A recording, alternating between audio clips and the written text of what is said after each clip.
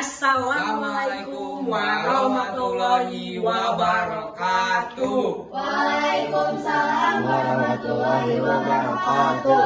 Halo teman-teman, kembali lagi sama kita berdua di sini di podcast Remaja Berbicara. Sebelumnya kenalin dulu, nama aku Azam Zafir. Nama aku Raditya. Kalian gimana kabarnya? Baik dong pastinya.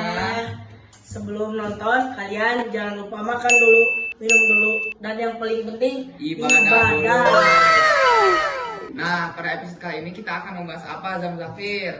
Di episode kali ini kita akan membahas tantangan beretika digital. Nah, di kehidupan kita saat ini kita sangat bergantung dengan teknologi. Teknologi mengubah cara kita berinteraksi, belajar, dan bekerja. Nah, namun banyak sekali tantangan yang harus kita hadapi. Apa saja tantangannya? Mari kita bahas. Nah, langsung saja nih. Setahu aku ya, contoh kasusnya baru-baru ini terjadi tentang pelanggaran etika digital ini di Indonesia, yaitu saat kemarin tuh pas demo banyak banget penyebaran berita-berita hoax dan provokatif yang tidak objektif nih. Nah, itu tuh berdampak buruk banget sih bagi masyarakat di Indonesia. Nah, itu dia. Di era kita saat ini banyak sekali informasi yang tersebar luas namun belum terverifikasi. Nah, itu tuh bisa membuat disinformasi, kebingungan, dan kekacauan sosial loh. Wah, sayang banget ya, Jam. Di Indonesia saat ini sudah sering terjadi hal-hal tersebut. Nah, sayang banget ya, Jam. Di era saat ini di Indonesia sudah banyak terjadi kasus-kasus seperti itu. Nah, jadi gimana sih, Jam, cara kita menyikapi hal tersebut? Nah, kita harus kritis nih. Kalau kita dapat informasi, kita harus cari dulu sumbernya. Kita cari tahu dulu sumber itu terpercaya atau enggak. Dan kita harus banget ini mah mikir dulu nih. Kita harus berpikir dulu sebelum menyebarkan informasi tersebut. Betul banget sih, Jam. Assalamualaikum. Waalaikumsalam. Manusia lain datang guys. Maaf, aku macet tadi. Ini mau kan macet ya, di rumah dulu scrolling medsos. Udah di era sekarang mah kalau nggak lihat medsos asa takut gak tinggalan update. By the way guys, kenalin nih dua bintang tamu kita yang bakal nemenin kita di podcast kali ini. Halo semuanya, perkenalkan aku Naila. Halo guys, kenalin aku Siva. Nah, sekarang kita lanjut aja nih tentang etika digital kan? Ya betul. Nah, jadi menurut kamu di era digital ini penting gak sih etika itu? Oke, pastinya dong. Sekarang kan apa-apa serba digital ya, mulai dari belajar, berinteraksi, terus bekerja, sampai nyari hiburan pun lewat digital. Bener gak? Bener sih. Nah, kenapa sih pakai digital? Karena lebih instan pastinya. Tapi coba kalian pikirin, kalau misalkan kita menggunakan digital semena-mena tanpa menggunakan etika. Wah itu kacau banget sih. Ya kan? Jadi ada penyebaran informasi palsu, cyberbullying, dan penyalahgunaan data pribadi dan kebocoran data. Maraknya penipuan dan bahkan pelecehan verbal juga loh. Jadi etika seperti apa sih yang kita butuhin? Yang jelas sih ya, diantaranya kita harus berpikir kritis, menyaring dan mengkonfirmasi informasi yang kita dapat sebelum kita menyebarkannya. Kita itu jangan menyebarin informasi yang berisi ujaran kebencian, kekerasan, dan pelecehan.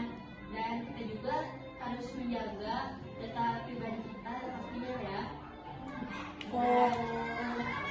Dan kita jangan menggunakan internet terlalu sering karena bisa menimbulkan ketergantungan. Gitu ya. Gitu teman-teman.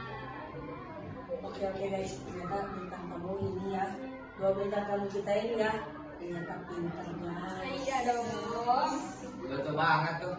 Ayo sekarang mah lanjut lagi bahas demo, aku tuh masih penasaran. Hah? Lanjut lagi sih, ini mah kebiasaan orang Indo pisan. Iya, jadi tadi tuh kita lagi ngebahas contoh kasusnya tentang pelanggaran etika digital di Indonesia. Tentang yang kemarin tuh pas demo banyak banget penyebaran informasi hoax dan provokatif kan? Oh iya, bener banget tuh. Kalian bisa dengar banyak banget ya penyebaran informasi hoaxnya. Iya kan? Nah, Sipa, jadi gimana sih cara kita menyikapi hal tersebut? Ya, kita sebagai masyarakat harus berpikir kritis dan memahami kondisi. Kita juga harus mencari informasi yang kita dapat dan jangan menyebarkan informasi yang berupa percaya. Jadi jangan apa-apa itu disebar. Hal dilakukan sebagai upaya agar terjadinya itu disinformasi dan tercipta masyarakat. Jadi ternyata etika di era digital ini sangat penting banget ya. Iya dong, penting banget, bukan hanya di media sosial sama internet saja. Ada juga tantangan etika digital yang berdampak pada kehidupan kita sehari-hari, yaitu ketergantungan gadget. Betul banget, dengan majunya teknologi, jadi banyak juga nih tantangannya. Jadi dalam menggunakan teknologi, kita harus lebih bijak dan memiliki kesadaran bahwa nggak selamanya kita harus bergantung pada gadget. Karena hal itu bisa berdampak negatif bagi kesehatan fisik, kesehatan mental, dan berpengaruh banget bagi aktivitas kita sehari-hari. Dampaknya apa aja sih? Dan gimana cara kita nanggulanginya? Nah, jadi dampak dari ketergantungan gadget ini tuh menimbulkan dampak yang cukup besar bagi diri kita loh. Salah satunya yaitu kesehatan mata kita bakal menurun, dan jadi kita juga malas beraktivitas fisik yang bakal merusak kesehatan tubuh kita. Banget sih. Oh, jadi kecanduan gadget juga bisa mempengaruhi kesehatan tubuh kita, jiwa, dan raga juga ya.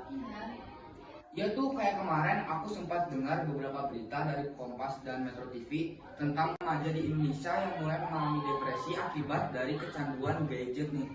Nah, iya, kecanduan gadget juga bukan hanya berdampak bagi kesehatan fisik, tapi juga bagi kesehatan mental, terutama pada remaja. Guys, kita sebagai remaja harus pintar ya dalam menggunakan teknologi ini. Betul. Jadi cara kita menyikapi kemajuan teknologi ini gimana sih? Kan ada dampak negatif, ada dampak positifnya juga. Nah, diantaranya itu mudah saja. Kita bisa melakukan aktivitas yang lebih positif. Contohnya, saat belajar kita bisa mengganti media menjadi buku. Tapi boleh juga sih pakai digital. Cuman, bahkan untuk hal-hal yang lebih positif.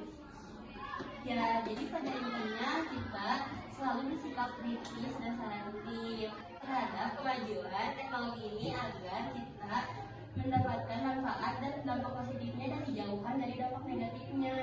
Oh, bintang tamu kali ini benar-benar pintar. Kasih aplaus dulu dong teman-teman. Nah, selain itu ada kasus nih yang buat aku penasaran banget tentang kebocoran data. Betul banget. Di era digital ini kita harus lebih hati-hati dan waspada, apalagi keamanan data pribadi kita seperti nik, paspor, rekening, alamat rumah dan sebagainya. Nah iya tuh, kayak tahun 2023 kemarin aku dengar ada kasus kebocoran paspor 34 juta WNI.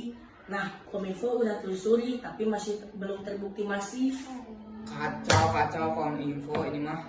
Makanya dalam bermedia sosial kita tuh harus beretika. Kalau misalnya nggak beretika, orang lain tuh bisa kayak berniat buruk, orang-orang bisa kayak terhasut untuk mengambil data-data pribadi kita gitu.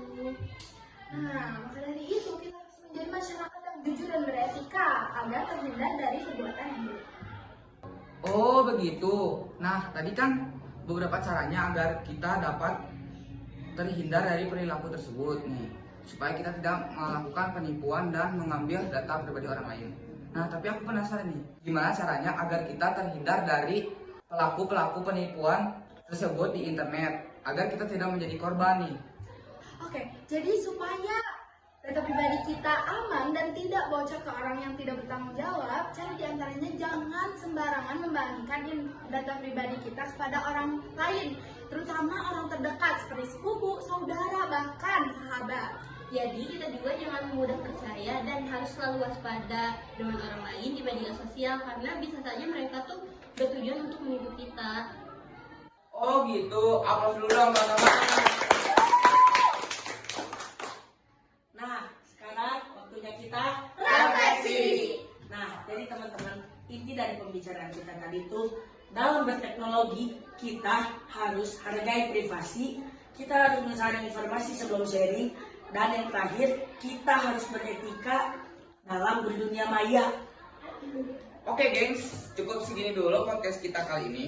Kalau kelamaan kan jadi kayak sinetron. Nah jangan lupa ikuti kita terus, karena di episode kedepannya bakal ada tamu yang lebih spesial dan istimewa nih. Saya Raditya. Saya Azam. Saya Naila. Saya Siva. Kita pamit undur diri, mohon maaf ya kalau ada kekurangan dan salah kata. Wassalamualaikum warahmatullahi wabarakatuh. Dadah semuanya.